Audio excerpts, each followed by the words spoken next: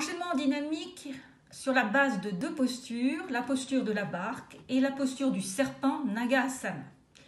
Les postures seules, elles sont déjà, je pense, expliquées, vous les avez déjà en vidéo, sinon de toute façon l'explication va vous suffire. Donc installez-vous à plat ventre, en vous installant en posture à plat ventre de détente, c'est-à-dire la tête de côté sur les deux mains l'une sur l'autre, les coudes bien en ouverture, on laisse se placer les jambes spontanément. Quelques respirations, puis installez-vous pour placer la posture de la barque. Donc toujours à plat ventre, jambes serrées, bras portés devant vous au sol, les bras parallèles, c'est-à-dire entre les mains, la largeur des épaules. C'est un travail en dynamique placé sur la respiration. En inspirant, on installe la barque. Or, la barque, c'est d'un côté les bras, la tête et le buste levés, de l'autre côté les jambes levées vers le plafond, à jambes tendues, pas de pliure au niveau du genou. Ça monte ou ça monte. Hein. Donc, inspire, installe la barque, maintien en suspension poumon plein 2 à 3 secondes, pas plus, et redescend sur l'expire. On est en dynamique, on reprend. Et vous allez reprendre ce rythme d'installation de la posture de la barque entre 5 et 10 fois. 5, c'est un minimum, après, c'est comme vous pouvez, 10 fois suffisant largement si vous arrivez jusqu'à 10 fois. Puis, la toute dernière fois, inspire, réinstalle la posture de la barque, et là, on maintient en posture 5 à 10 respirations. Donc, ce sera un peu plus long que 2 à 3 secondes, bien sûr.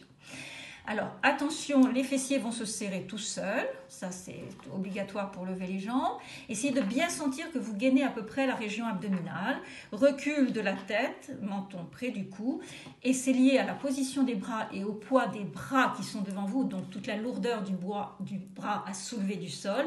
Vous n'irez pas forcément pour certains très haut, ça n'est pas grave. Ensuite, repos, de nouveau à plat ventre, tête de côté, en changeant la tête de côté. Et puis, on va installer Nagasana, la première des deux Nagasana, des postures de serpent. Alors, front au sol, menton ramené près de la gorge, les bras horizontaux sur les côtés, bras en croix, autrement dit, paume de main sur le sol.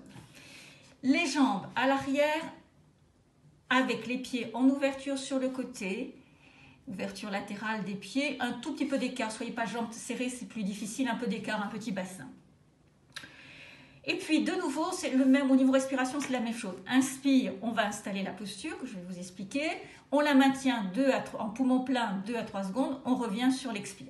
Alors, pour installer la posture à l'inspire, c'est dans les postures de serpent, on ne lève pas la jambe. On ne lève pas les jambes. C'est simplement le très haut du corps qui va se lever, c'est-à-dire tête, les bras, la tête, les bras et le buste. Alors, la tête en recul, menton près de la gorge. Et là aussi, vous voyez ce que ça peut donner. Ne cherchez pas forcément à tirer les bras vers l'arrière. Essayez de les garder à l'horizontale. S'ils se déportent un peu vers l'arrière avec rapprochement des omoplates, ça peut aller, mais pas trop. Cherchez vraiment à les monter à l'horizontale. Parce que là aussi, c'est en dynamique. 5 à 10 fois, suivant vos possibilités.